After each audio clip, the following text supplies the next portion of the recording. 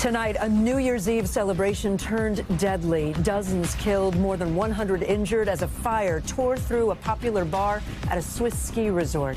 Chaos as flames engulfed the building, people scrambling to escape. At least 40 people killed, with authorities warning the death toll could rise. Questions mounting about what went wrong. Did a sparkler in a champagne bottle cause it all? Also tonight, the powerful winter storms taking aim from coast to coast. California soaked with another round of rain as snow and bitter cold blanket the Northeast. We're tracking all of it. Gas prices plummeting, hitting their lowest prices in years as holiday travelers head home. So what's behind the shift, and will it last? The new interview from President Trump sharing rare details about his health, why he says he doesn't always follow his doctor's advice, and what he says he now regrets. Violent protests in Iran turning deadly, thousands taking to the streets as anger boils over about the cost of living. Firehouse hazing, multiple firefighters accused of beating up and waterboarding a rookie co-worker. What new video shows and what one of the firefighters told investigators she did. And New York's new mayor, Zohran Mamdani, sworn in to lead America's largest city, how he spent his first few hours in office. Plus, dozens of iconic cartoons, movies, and books just added to the public domain. What that means for your favorite characters. Top Story starts right now.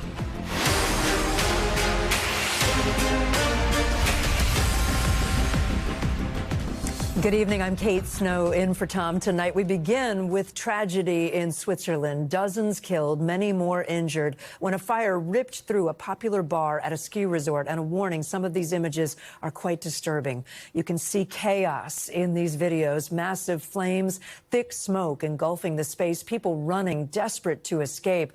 Authorities say about 40 people were killed and more than 100 others were hurt, many severely burned. The grim warning tonight that death toll could rise. The fire breaking out just 90 minutes into the new year at the resort in Crans-Montana, Switzerland, a popular vacation and nightlife spot in the Alps. A night meant for celebration and for hope, instead ending in disaster. Danielle Hamamdjian is at the scene of that deadly fire. She leads us off tonight. Video from inside the New Year's celebration in the Swiss Alps shows the chaos as the deadly flames spread at a bar popular with young people and tourists. You can hear the screaming, people scrambling for the exit as the flames rip through the confined spaces of the bar Le Constellation. Swiss authorities say about 40 people were killed and more than 100 injured in the fire that began at 1:30 a.m. The cause of the blaze now under investigation. Those Swiss officials say they've ruled out terrorism, calling the fire an accident that led to an explosion inside the bar.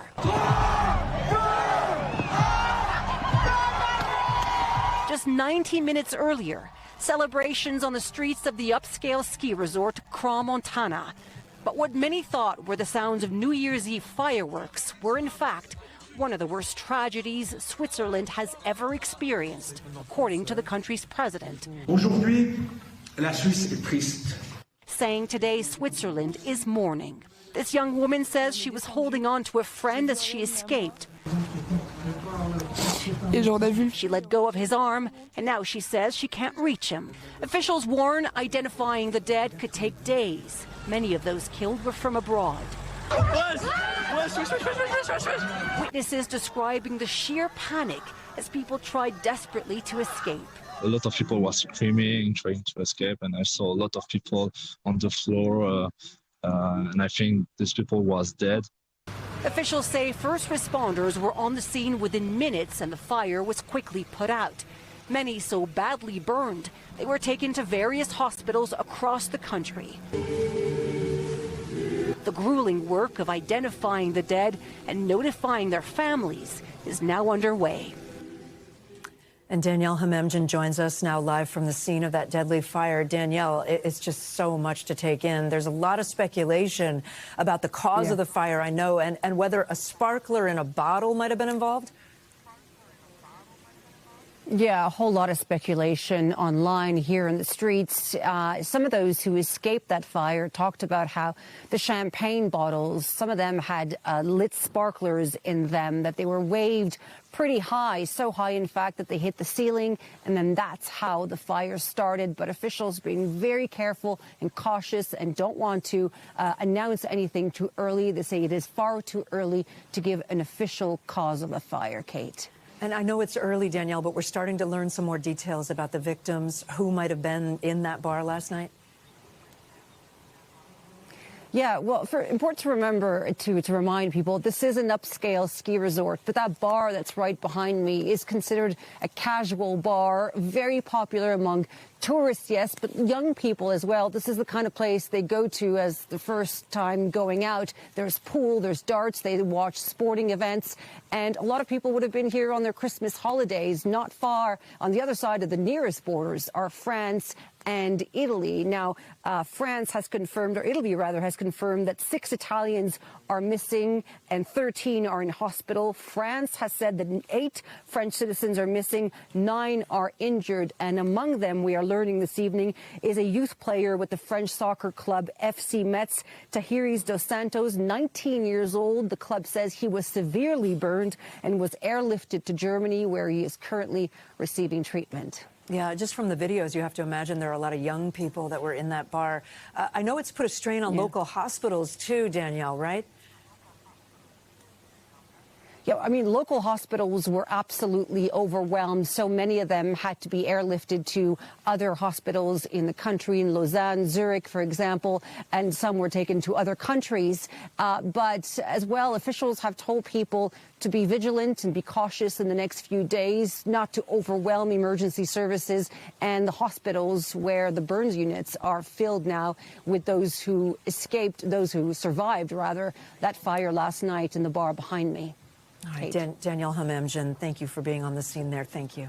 Back here at home, another round of winter weather causing big problems on both coasts. In California, flash flooding and heavy rains drenching Rose Parade festivities, while parts of the Northeast and the Midwest dealing with more snow and freezing cold temperatures. NBC's Maggie Vespa is tracking all of that for us. From relentless whiteouts and wrecked semis in Pennsylvania to cars swallowed by flash floods in San Diego, the new year bringing new rounds of wild weather to both coasts. San Diego fire clocking more than 10 swift water rescues by midday as multiple rivers and creeks rose. And look at this. What is bro doing? This driver testing faith, driving through water up to their windshield. Crowds at the famed Rose Parade drenched. Oh, we're soaked to the bone. NBC Los Angeles' Lauren Coronado was there. It's a rare sight here in Pasadena. Rain on the Rose Parade for the first time in 20 years. Officials are watching closely, worried the saturated soil could trigger mud and debris flows at nearby burn scars. Meanwhile, out east, heavy snow hammering the Great Lakes region. A semi jackknifed amid a snow squall in Pennsylvania. This car in Philadelphia found on its side after seemingly crashing into that light pole. Drivers sliding down this icy hill. Now I see this whole hill is a sheet of ice. I don't know why everybody's going up right now, because they're going to get stuck. Parts of western New York getting as much as 20 inches of snow this week. The Buffalo Bills asking fans to help clear Highmark Stadium. Mother Nature delivering a volatile start to 2026, coast to coast. Meanwhile, much of the Midwest still caught in Mother Nature's icy grip, with temperatures here in Chicago set to remain below freezing through the weekend. Kate. Yeah, it looks a little chilly. Maggie, thank you. Let's get right to NBC Chicago meteorologist Kevin Jeans, who joins us here in New York. Kevin, thanks for being with us. More rain on the way for those folks out west? Yeah, happy to be here. We have more rain. It's a break for now, at least across Southern California, Kate, but the rain's going to come back this weekend, and the ground is already soaked from all the rain that really has just been relentless over the last week. Heavy rain does continue in Northern California this evening. It winds down overnight. We get a little break tomorrow. Another storm system impacts the West Coast. Heavy rain, high elevation snow again throughout the day tomorrow and into Saturday and Sunday. Rain picks back up across Southern California as we get into the day Saturday and even ending the weekend. More heavy rain and high elevation mountain snow. Northern California through the weekend could see an additional 5, even 6+ inches of rain, 1 to 2 inches across Southern California, Kate. And how about the East Coast? How much more snow can people expect this weekend? That lake effect really hasn't slowed down over the last week either. So more lake effect snow on the eastern side of the Great Lakes. But I also want to point out this storm system that'll be quickly moving across the southeast. There could be damaging wind gusts and even a marginal risk of some severe weather that would be overnight into Saturday morning and Saturday afternoon. But that exits quickly. The lake effect, however, across the Northeast, that continues through the weekend. Here we are through Sunday. So more low visibility chances, gusty winds coming off the Great Lakes, Lake Erie, and across upstate New York. You're still looking at snow totals, maybe 8+ inches of snow. So this weekend, Saturday, storms across the southeast. The middle of the country warms up across the plains again by Sunday, close to record highs. That warmth will spread across just about all of the lower 48 as we head into the second week of January. Warm conditions in the middle of the month, Kate. I mean, that might be a nice break for people. Kevin Jeans. We'll take it. Kevin, thanks so much. Next tonight, good news for holiday travelers hitting the road after New Year's celebrations. Gas prices are down to a 4-year low, with the national average dipping well below $3, according to AAA. This coming as we're also seeing a drop in the cost of airline tickets. Let's bring in NBC's Christine Romans for more on all of this. Christine, this sounds all good news here.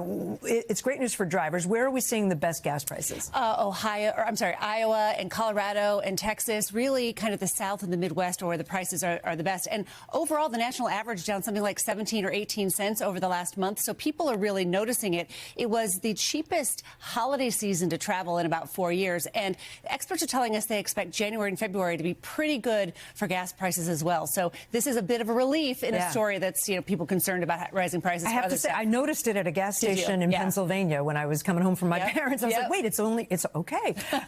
We also saw a 5% dip. Is that right, in airfare prices in November? So should people be buying right now? Well, the second largest cost for the airlines is fuel. And if you're looking at 2026, when fuel prices are going to be drifting here to $3 a gallon for drivers, and maybe jet fuel prices will be down, that should be good news for the airlines. But they have other prices that are rising. So we expect that airfares will probably be flat this year in 2026.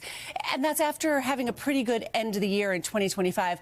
What the experts tell us is still competition is king for the airlines, so keep an eye out for those last-minute fare deals. You might see those again this year. Okay, maybe right now is the time to start looking for the summer trips. Start looking around, So as we head into this, we're in this new year. I can't get used to it. It's 2026 already. Can people anticipate these two trends? The gas prices down, the plane tickets lower. Can we hopefully anticipate that? The feeling is the gas prices trend is something that we're hoping stays for most of the year. Borrowing any kind of refinery problems. You usually see gas prices rise heading into the summer. That's the summer driving season when they have to rejigger kind of the formulation for gasoline. At least for the first part of the year, we think it's going to remain pretty good and probably noticeable on your family budget. When you're talking about 17, 18 cents a gallon just in the last month, when you talk about a 15, 18-gallon tank, that's meaningful savings. Christine Romans. Great to see you. Great to see you. Happy New Year. Thank you. Well, now to West Palm Beach, where President Trump spent part of New Year's Day at his golf club. But tonight, the president giving a rare glimpse into his health with his most revealing public comments about the issue, including why he's not always following his doctor's advice. NBC News White House correspondent Gabe Gutierrez reports from West Palm Beach tonight. After ringing in the new year at his annual glitzy gala, President Trump, who will turn 80 in June, is opening up about his health in a new interview published today in the Wall Street Journal. With images of his bruised hands covered in makeup going viral, the president says it's due to him taking 325 milligrams of aspirin a day, adding he's ignored doctors' recommendations to lower that dosage because he's superstitious. They say aspirin is good for thinning out the blood, and I don't want thick blood pouring through my heart, he says. I want nice, thin blood pouring through my heart. Trump downplaying to the Journal an incident during the 2024 Republican National Convention when his current Attorney General Pam Bondi nicked his hand with her ring, causing him to bleed. Trump calling it a slight little cut. He also now says the MRI he got in October I got an MRI, it was perfect. Was actually a CT scan, and that he regrets getting it because it's given his critics an opening. In retrospect, it's too bad I took it because it gave them a little ammunition, he tells the Journal. I think I'm sharper than I was 25 years ago. The president says he briefly tried wearing compression socks to treat ankle swelling, but didn't like them. He calls any exercise other than golf boring. And as for recent images of him appearing to doze at White House events, Trump denies falling asleep and instead suggests photographers catch him blinking. And Gabe joins us now from West Palm Beach, Florida, where the president is. Gabe, we also heard from the president's physician today about the results of that CT scan, yeah? Yes, Kate. The doctor says the CT scan was, quote, perfectly normal and revealed absolutely no abnormalities, adding that the president's cardiovascular health puts him 14 years younger than his age, according to that doctor. Now, Trump spent much of the day here at his golf course in West Palm Beach, Kate. Right, which is not boring, according to him. Gabe, any explanation why the president said that he'd had an MRI? Why did it take so long to clear up that discrepancy, MRI versus CT scan? Well, Kate, I'm having a little trouble hearing you, but the part of the reason that the White House hasn't clarified why it took so long to correct the record here. The president, for the last several months, has been saying that he actually underwent an MRI that is more detailed and typically more serious than a CT scan. Today, the president's physician said that the president was given the option to either take an MRI or a CT scan as part of his routine physical, and that his team actually went ahead with the CT scan. But, Kate, again, the White House has not clarified why it took so long to clarify the record. Okay. Gabe Gutierrez, thank you. Heading overseas now to Iran. Dramatic images showing protesters taking to the streets, furious with the government's handling of the economy and the skyrocketing cost of living. Those clashes with police tonight have now turned deadly. NBC's Garrett Hake has this one. Tonight, tense clashes between protesters and security forces in Iran now turning deadly, with at least 3 people killed and 17 injured at a protest today, according to a semi-official state news agency. The demonstrations have been escalating for days, sparked by worsening economic conditions in the country. Cost of living is high, inflation is soaring, and Iran's currency recently crashed to a record low against the dollar. This video shows a protester sitting in the street, appearing to defy officers, leading some online to draw comparisons to this image from Tiananmen Square. While in Tehran, a number of shopkeepers closed their doors in protest earlier this week. They appear to be the biggest demonstrations in the country since 2022, when mass protests erupted over the death of Mahsa Amini. The 22-year-old died in police custody after she was arrested for not properly wearing a hijab. The latest unrest comes amid a period of heightened tension between Iran and the West. The Iranian president recently said his country is, quote, engaged in a full-scale war with the U.S., Israel, and Europe. And earlier this week, President Trump issued this stark warning to Iran over its nuclear program. I hear that Iran is trying to build up again, and if they are, we're going to have to knock them down. Dozens of protesters have been arrested. The State Department tonight saying demonstrators are facing, quote, intimidation and violence from Iran's government and is calling on the crackdown to end. Kate? Garrett Hake for us. Garrett, thank you. We are back in a moment with video from an investigation into an alleged hazing incident at a Florida fire department. A 19-year-old rookie saying he was bullied and waterboarded, what we're learning. Plus, the new study about routine mammograms and how they could reveal hidden signs of heart problems, what you need to know. And the daring rescue, a group left stranded and clinging to their boat as it dangled, look at that, on the edge of a dam more than 100 feet high. How crews finally pulled them to safety. That's ahead on Top Story.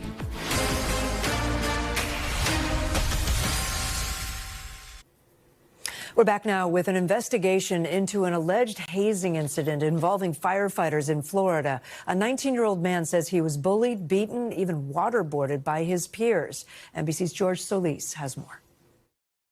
I don't want my merch anymore. Disturbing moments caught on camera of what authorities are calling part of a violent hazing incident, including waterboarding at a North Central Florida firehouse. I don't want my merch anymore. The Marion County Sheriff's Office releasing this edited video and a slew of others as part of an investigation into the alleged assault of the 19-year-old firefighter that took place last month. I don't want my merch anymore. In the clip, the rookie firefighter, who authorities say was being restrained by a fellow first responder, is saying he no longer wants merch or merchandise from the firehouse. The whole thing began because the 4 individuals at the firehouse wanted a video from TikTok that the victim had. They chased him down in the parking lot. The sheriff's office releasing video of the victim's interview with investigators, detailing the attack and what he says the video doesn't show. One came behind me and held my arms and then dragged me over to concrete in front of the van. Took my belts off and started hitting me with it. Authorities say this clip comes from Kaylee Bradley, one of the 4 employees accused of taking part in the assault. A small group of employees treated the firehouse like a frat house. According to investigators, Bradley had more videos on her phone that she deleted. This video, she told them, is the one she chose to keep. I just felt like this was going to become something, and that I didn't want to get in trouble for deleting anything. Bradley, emotional at times, saying she thought the incident was just horseplay. I thought that they were friends. This is something they've done a million times. I thought that they were friends. They told him to stop and they didn't stop. I've only been there a month. Okay. This is like a daily occurrence. Also telling detectives it was not a one-off. And when you say, it's a daily occurrence, this is the first time that anyone's ever been beat with a belt and, essentially waterboarded. No, it's not. Bradley faces charges of robbery in connection with the incident. Firefighters Tate Trouthwine, Edward Kenny, and Seth Day all face charges of kidnapping, robbery, and battery. All 4 have pled not guilty. NBC News has reached out to the 4, Trouthwine telling us, "I cannot comment on anything yet, possibly in the future." And George Solis joins us now from Miami. George, what more can you tell us about the status of the investigation into what actually happened? Yeah, Kate, it's comprehensive. In total, 10 firefighters, including some leadership there at that firehouse, have been fired as this investigation continues to be ongoing. Now, when this all happened, the victim in all of this was asked whether or not he wanted to stay at this firehouse. He told them then that he did want to stay because he, quote, has a job to do. Kate. All right, George Solis for us. George, thank you. Now to the desperate search for a 5-year-old boy in Alabama who authorities believe might be in danger. Jonathan Boley was last seen yesterday in Jasper around 11:30 in the morning and was reported missing by his father, according to the local sheriff. But that father is now in custody after police say they found explosive devices on the property. Priscilla Thompson joins us now with the latest on the search. So, Priscilla, what more do we know about Jonathan and how he went missing? Yeah, Kate. So we know, according to the father, that 5-year-old Jonathan was staying with him. This was part of his visitation for 5 days. And according to the father, he saw him around midday yesterday, and then he and his older brother were playing. And the older brother, who was only 6 years old, came in and told the father that the 5-year-old Jonathan had gone into the woods with the black Labrador retriever, the dog that they had. And shortly thereafter, we know that the father ended up reporting Jonathan missing to police. We also know that at this point, police say they are very concerned because they have been searching since yesterday and have so far not been able to find this young boy. I want to play a little bit of what the sheriff had to say about this urgent search. We've been going on now well over 24 hours of looking for the child, and we have not gotten really any indication of the child being in the woods. We've got no thermal, no imagery from the helicopter and drones. The ground searches hasn't revealed anything to my knowledge. And so right now, that black dog and also the 5-year-old boy remain missing. Police say that the boy was last seen in a yellow Mickey Mouse shirt along with shoes that had Paw Patrol on them. Kate? Let's back up a little bit here, Priscilla. What do we know about these explosive devices at the father's property and any connection between that and the search?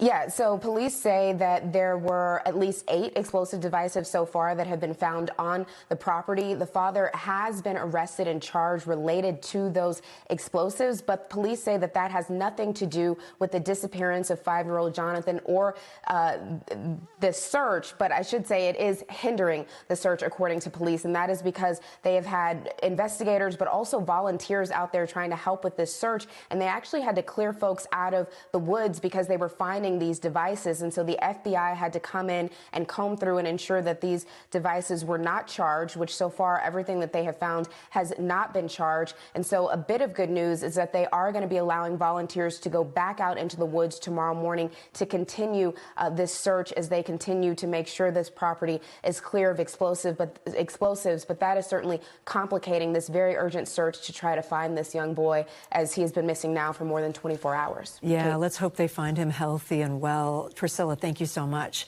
Still ahead on Top Story, the terrifying scene at Disney's Hollywood Studios. A worker hit by a 400-pound boulder that got loose during an Indiana Jones stunt show.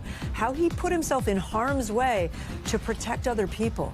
Plus, Zohran Mamdani sworn in as the next mayor of America's largest city, his message to New Yorkers, and how he plans to transform government. That's next.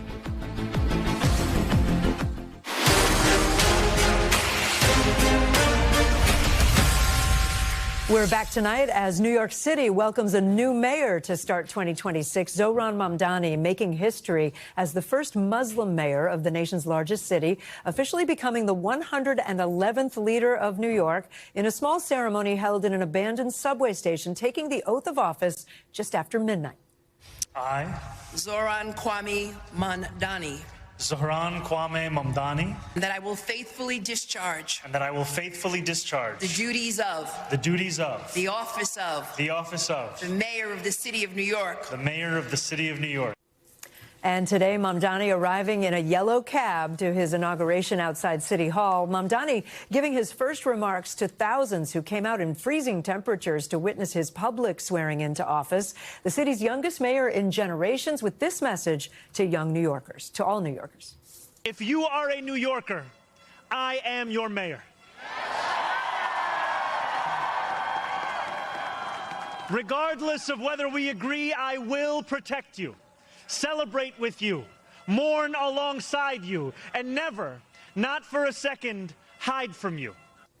Let's bring in NBC's Stephen Romo, who's been covering Inauguration Day in New York City. I meant to say he's speaking to all New Yorkers, not young, but it's apt because he really did appeal to the younger voters. Yeah, he certainly did. That's true. And on that point, one of his main points to younger voters, all voters, is affordability, something that many young people got behind, especially with his social media campaigns. And on that front, just a few hours after he had that inauguration event we just heard him speaking at earlier, he issued 3 executive orders and held a press conference about that, all to do with housing. Now, the first one is to revive the mayor's office to protect tenants.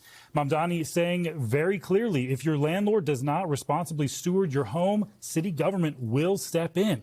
Now, those other 2 orders look at city land that could be used for housing development and cutting red tape that can sometimes slow down construction. And that is in addition to his pledge to freeze rent for these certain rental units in the city. All of these things he's trying to start on day one. Yeah, interesting that he's using the executive order. That's what President Trump has been so effective using at the national level. One of his biggest promises was fast, free buses in New York City. What steps, if any, did he take on that today?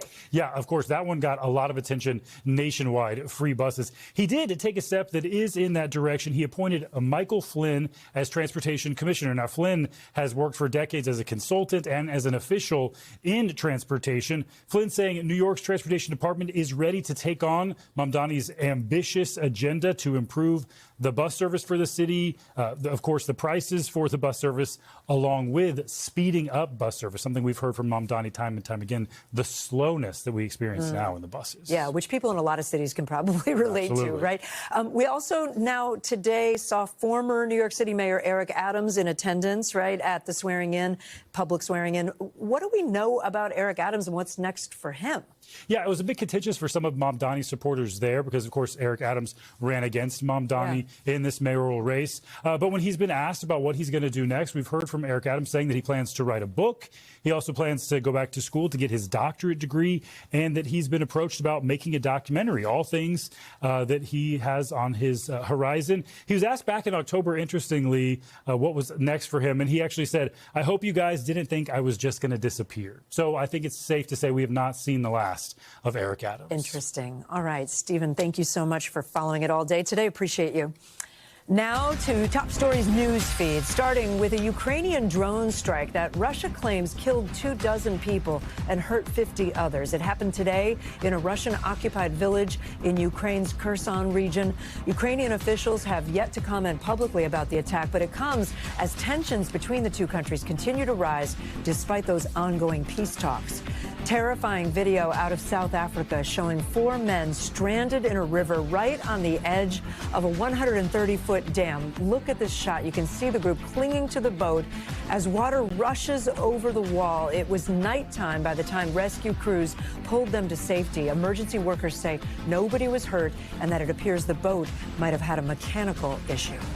Here in the U.S., the Coast Guard is searching for a 77-year-old woman who went overboard today on a cruise ship. Officials say she was on a Holland America ship when she fell into the water roughly 40 miles off the coast of Cuba.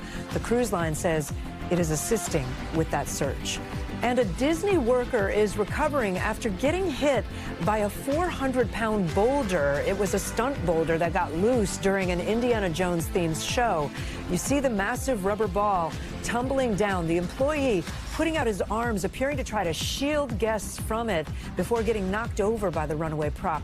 A Disney spokesperson says they are investigating what happened. And the Washington Monument has a new look. The iconic landmark in D.C. lit up overnight. Watch this with patriotic projections. It's all part of a project announced by President Trump to celebrate America's 250th birthday this year. The display is set to run every night through January 5th.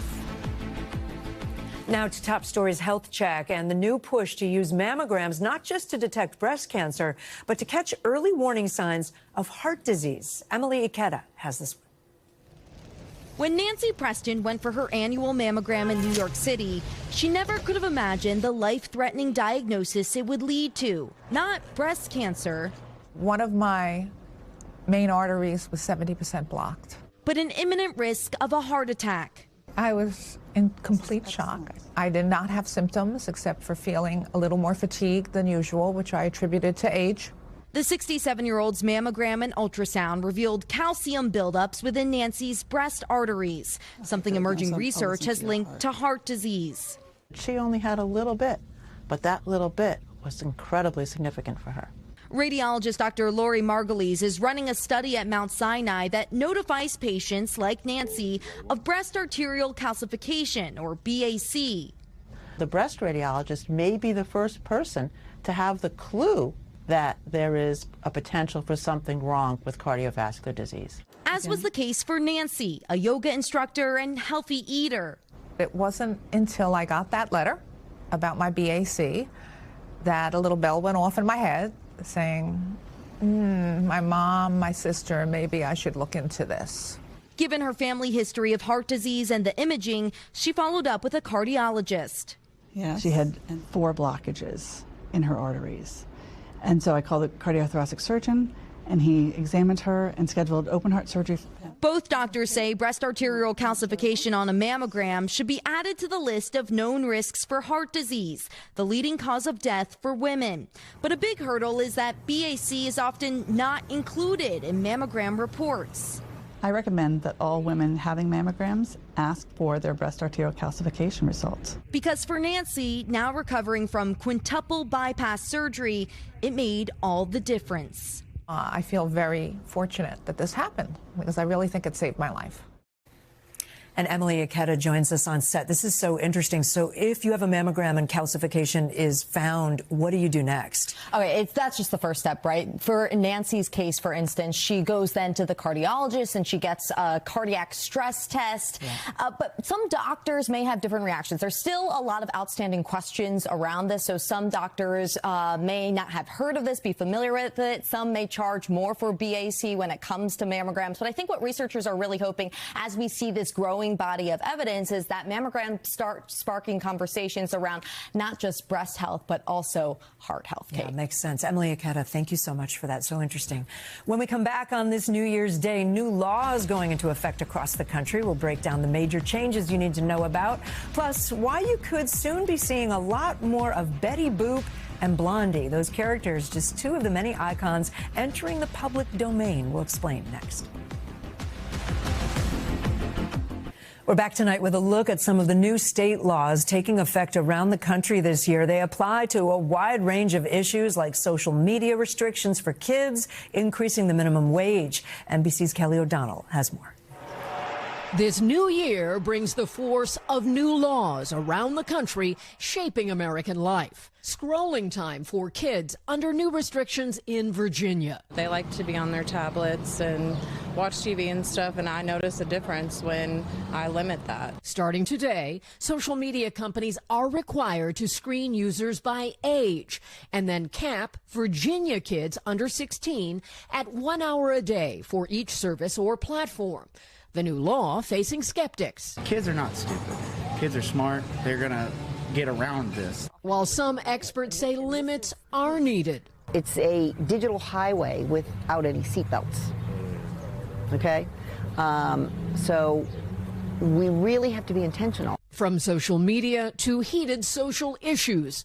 In North Carolina, a new law bars state funds for gender transition surgery and permits lawsuits against medical providers. Texas is blocking diversity, equity, and inclusion programs for public schools, kindergarten to 12th grade. In Washington, lawmakers boosted the state's minimum wage to more than $17 an hour. In fact, starting today, 19 states across the country will see minimum wage increases. And Delaware is starting a new program to permit incarcerated mothers to send breast milk to their babies through a designated caretaker. While Illinois adds a new step for gun safety, requiring owners to report a lost or stolen weapon within 48 hours. Kate? The new year also means a new class of iconic characters and cultural works are entering the public domain. Today, thousands of copyrighted works from 1930, including movies, cartoons, books, and music, enter the U.S. public domain, meaning they are free for everyone to use and share within certain parameters. For more on this, I want to bring in Jennifer Jenkins. She is the director of Duke University Law School's Center for the Study of Public Domain. She has spent countless hours studying these works over the years. Jennifer, thanks for being with us. Thank you so much for having me. It's a delight joining you. Absolutely. So today is like New Year's Day, but for you, it's a bigger public holiday. It's Public Domain Day, right? It's both, yes. Off the bat, can you explain to our viewers, what is the public domain? The public domain is the realm of material that is no longer not covered by intellectual property rights and therefore is free for everyone to share, to use, to build upon without permission and without fee. And I want to walk through some of the big names that became public domain today. Let's start with some iconic characters in cartoons. We're talking about Betty Boop, for example. Yes, the very first version of Betty Boop from the cartoons in 1930. And fun fact, she was initially kind of a hybrid human dog because she was designed to be the girlfriend for the character Bimbo the dog. So she's recognizably Betty Boop, but she has these floppy ears that dance around as she dances. And so that is the Betty Boop that is public domain today. That's some trivia I never knew before right now. Right. Some famous movies are on the list too. What are they? The Best Picture winner, All Quiet on the Western Front, the great anti-war movie. We've got Soup to Nuts, which was directed by none other than Rube Goldberg, which features Larry and Moe, who would later become famous in The Three Stooges. We have two movies that catapulted Marlene Dietrich to fame, The Blue Angel in German and Morocco. We have Greta Garbo's first talkie, and we have John Wayne's first starring role. And so lots of wonderful movies. Oh, yeah. And some books are on the list. I was a huge Nancy Drew fan as a kid. I know some of the Nancy Drews are now in the public domain. Walk us through how people might be able to appreciate those books now. Well, a lot of us, like you said, I was a Nancy Drew fan too. A lot of it will be just revisiting and rediscovering those works again. But what the public domain means is that we can now build on those books. So if you, in your abundant spare time, wanted to write your own Nancy Drew story featuring the brilliant 16-year-old in those first 4 books, you could do that. And what about music? I know determining the years for music can get a little tricky, right? Yeah. Well, the copyright law always likes to be a little bit tricky, but the musical compositions, so what you might see on a piece of sheet music, the lyrics and the music, Those works from 1930 are public domain this year, but the sound recordings of the compositions, we're getting sound recordings from 1925 this year. Okay. So do you want to hear about some compositions? Sure. Some of my favorites. So I got rid of Embraceable You by George and Ira Gershwin. Dream a Little Dream of Me, which I cannot get out of my head. I've been listening to it. It's amazing. That's public domain. And the song I love, Georgia on My Mind, is public domain today, too. Jennifer, why does this matter ultimately? Why is it so important that these works be free for people to use? It's part of the design of the copyright system, actually. It's how the copyright system supports creativity. When these works go into the public domain, they join the works of Shakespeare and Mozart and Charles Dickens and Jane Austen, meaning that future creators can use them without having to worry about a lawsuit or track down the copyright owners. And so if you just look at some of the movies from this year, Guillermo del Toro's Frankenstein, that was based on Mary Kelly's public domain novel, Frankenstein, or Wicked for Good was based on L. Frank Baum's public domain stories.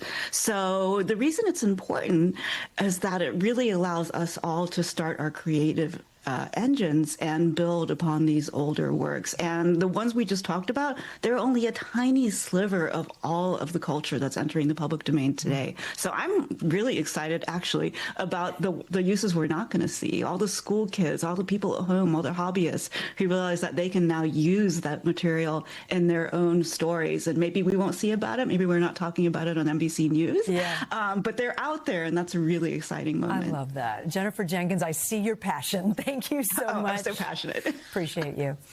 Moving overseas now to a savory new project in the works near the summer home of Pope Leo. It's a massive sustainable farming center with a unique farm-to-table restaurant that will give diners a taste of Italian-inspired classics with a little Chicago flair. Our Molly Hunter got a sneak peek. Nestled in the once secluded Vatican Gardens in the town of Castel Gandolfo, near the historic Papal Summer Palace, there's a new project growing, Borgo Lodata Si. Stretching across 135 acres, it's a sustainable center at its core. Inspired by former Pope Francis's encyclical writings, he first established the initiative back in 2023. Can you explain the mission of Laudato Si? You know, Pope Francis was not coming here, so he thought that it was good to start opening the place for the people, just to come here and enjoy the beauty of the gardens. But it goes beyond beauty. Francis believed in the deep connection between how we take care of the environment and our human social world. Borgo Lodata Si promotes integral zero-waste ecology. Putting ideas into practice, and this is exactly what we would like to do here. So learning about sustainability and then actually getting your hands dirty, literally. Exactly. Directly in touch with the plants, with the flowers. Continuing his predecessor's legacy last summer, Pope Leo inaugurated Borgo Lodata Si, describing the project as a seed of hope, blessing the new infrastructure, including smart irrigation systems and a cutting-edge solar-powered greenhouse, soon to be packed with produce. This is also part of the idea to offer seasonal dishes from the greenhouse. It's local. Directly. Yeah, exactly. And next spring, a new restaurant will open up right here. We met the man in charge, Chicago restaurateur Phil Stefani, who gave us an exclusive look at what will become a truly unique farm-to-table dining experience. Look at these views. There's a lot of history here. They'll have this opportunity to see all these beautiful gardens. And there's no other place in the world like it. And so this is it. So this is it. It's a 12,000 square foot building, rather large. In this section here, we'll have a cafe section. We'll be making pizza fresh from scratch. An Italian-inspired feast with a Chicago twist. We'll probably bring in our Chicago-style hot dog into the program. Really? Mustard, yellow mustard, okay. No ketchup. No ketchup. And as much as possible, the menu will rely on the fruits of these sacred grounds. And up here in these extraordinary vineyards, these are the grapes that are going to become the wine that the restaurant will serve. And these olives, look at these olive trees. These olives will be pressed on site for the olive oil. Then it was time to get in the kitchen with Stefani's business partner, celebrity chef Art Smith, for a taste of what's to come. A mix of Peruvian flavors alongside some American classics. One of the dishes we're going to make is a pumpkin soup, which is Peruvian. We've cooked this with some vegetable broth and a little onion, and this is pumpkin, and we're going to add the pumpkin to it. He also comes from Chicago. His Holiness loves beef, he loves steak. The restaurant will also serve up Pope Leo's favorite goat cheese biscuits. When we first cooked for him, one of the things that he truly enjoyed were our biscuits. Holy biscuits. Okay, give me a drizzle.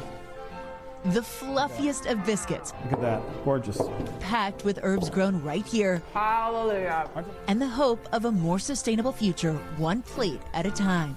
Molly Hunter, NBC News. Up next on Top Story, we take a look back at some of the objects we left behind in 2025 and why Gen Z is making old tech new again. We'll explain right after this.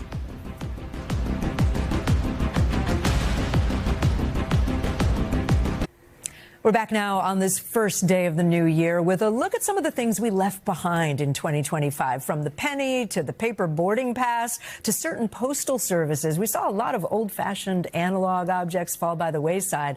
But as artificial intelligence speeds up the tech revolution, younger people, especially Gen Z, are discovering and loving devices from eras gone by. Here's Stephen Romo. 2025 wrapped, and it took some inanimate friends with it. Let's take a moment to say goodbye to the penny, almost as old as the United States itself, now forgotten under a seat cushion. The Treasury minting its final 1-cent coins this year, citing rising production costs. Denmark's entire postal service, unable to outrun email, it delivered its last letter in 2025. The paper boarding pass, in some cases, taking its final journey. Ryanair and Riyadh Airlines going paperless, now hoping not all passengers' phones are at just 1%. Soon to follow could be the paper check. The federal government this year stopped issuing paper payments for most benefits and refunds.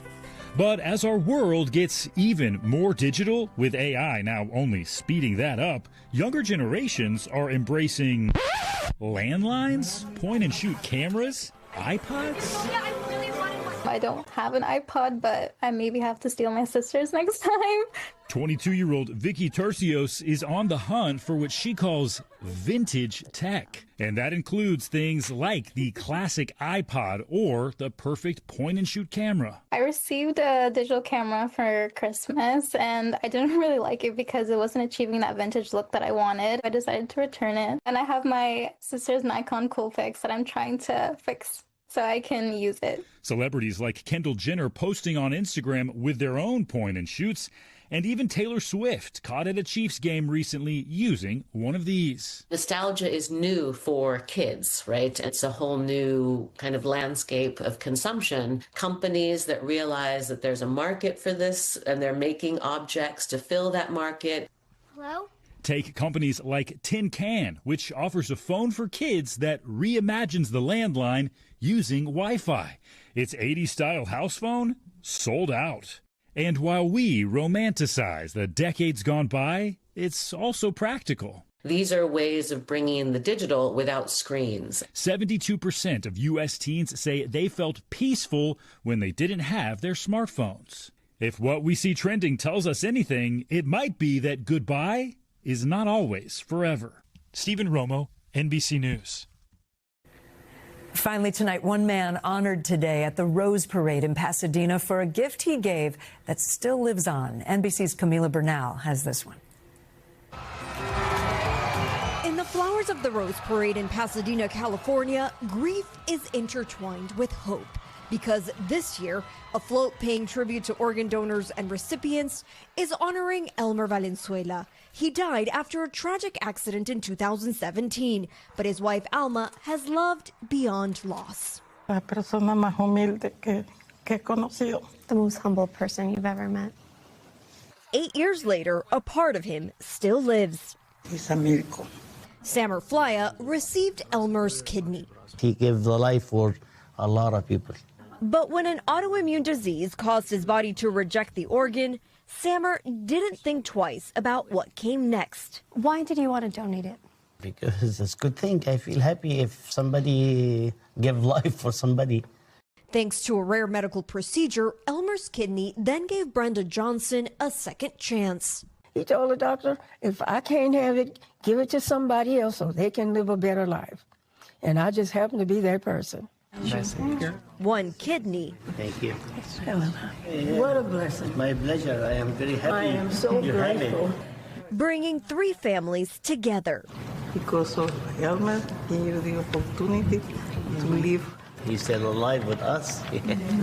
I feel he was here, and I'm glad for them they continue living. A connection beyond words for all to see. Camila Bernal, NBC News. Thanks so much for watching Top Story. For Tom Llamas, I'm Kate Snow in New York. Stay right there. More news on the way.